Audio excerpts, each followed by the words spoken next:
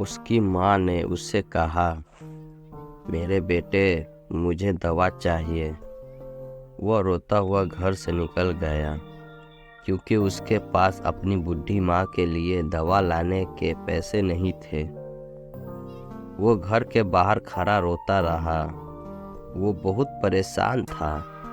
थोड़ी देर के बाद वो निराश घर की तरफ वापस लौटने लगा ताकि अपनी माँ को बता सके कि उसके पास दवा लाने के पैसे नहीं हैं।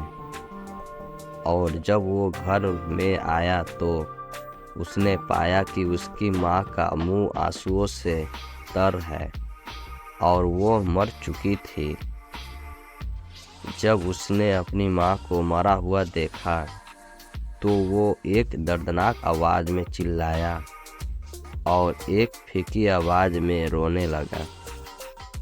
वो अपनी माँ से लिपट कर रो रहा था क्योंकि इस दुनिया में उसकी माँ के सिवा कोई नहीं था।